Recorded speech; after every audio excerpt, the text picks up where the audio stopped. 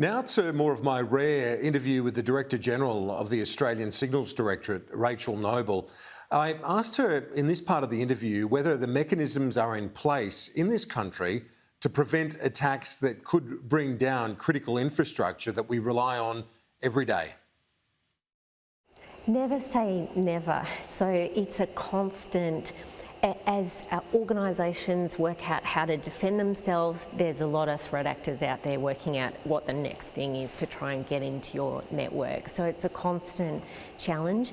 We have pretty strong relationships with our critical infrastructure providers, and the government has actually just passed new laws to really underpin a requirement on them to meet a minimum cyber security standard, which we think is really important to really putting Australia's shields up on those critical infrastructure providers and essential service providers that are really most important to the basic functioning of our country and our society. And how important is it to your organisation to abide by compliance with the law? Very important, and in fact our mantra is not only do we abide by the very letter of the law but also the spirit. So that compliance culture is a really strong part of everybody's induction and then constant training and development as they go through their careers at ASD, and we actually have very strong oversight of ASD through the Parliament, the Parliamentary Joint Committee on Intelligence and Security, and of course also the Inspector General on Intelligence and Security. And he can come in and look at any aspect of our operations, any file, any day, any time he would like. What would you say to people watching us today and saying, I'm worried about my own privacy, that obviously you're doing what you do in the national interest, but individual Australians do have those privacy concerns. Is that something that you keep in mind? Well, they don't need to worry about ASD. So our intelligence collection is focused on people overseas or foreigners in foreign countries.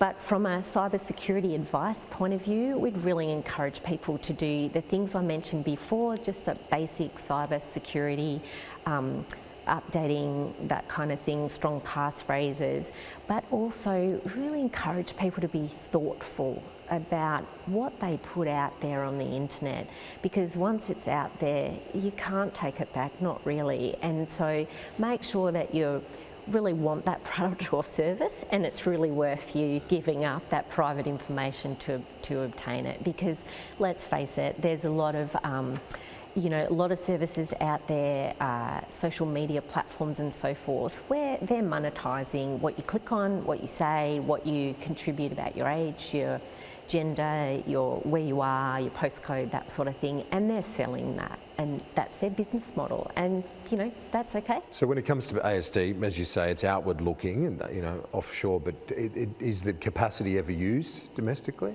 No, our intelligence collection capacity, no. That's the responsibility of other intelligence agencies such as ASIO. Now, we just finally, if we sort of go back to where we were before, talking about red spice, I guess you look at Ukraine right now and the aggression that's being shown in our own region. We're worried about another major country and its own assertiveness in our region.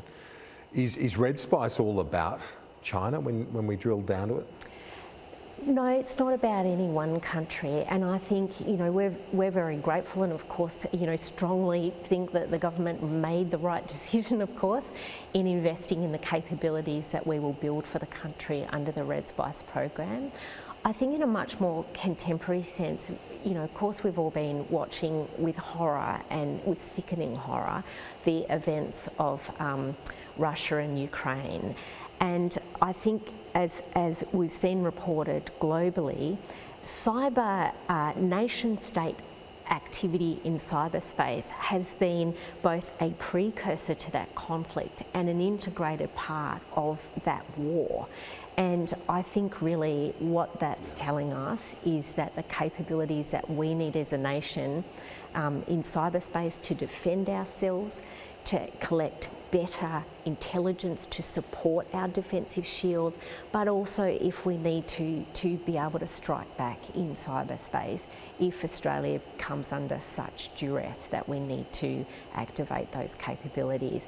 And sadly, I think what's happening in Russia and Ukraine is really putting a big red line under that need for us. And my last question goes to that everyday capacity of hacktivists and others who seem to have been playing quite a significant role. Is that a new development when it comes to warfare? Yes, and I think it is, and it's not something that we entirely foresaw, and we've been quite struck by the number of organised criminal gangs, if you will, who have taken sides with both Russia and Ukraine for that matter.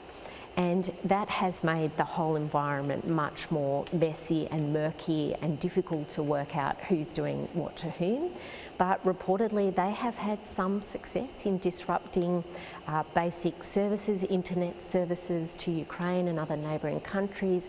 But equally, Russian television, for example, was disrupted by cyber attacks.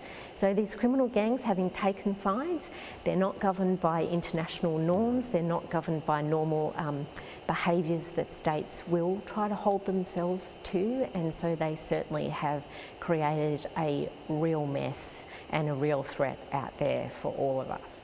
Rachel Noble, Director General of the Australian Signals Directorate, thank you. Congratulations on 75 years and Decoded. I hope many of our viewers come to the Australian Museum and see what is a fascinating exhibition. Me too, and thanks for having me, Kieran. I really appreciate it.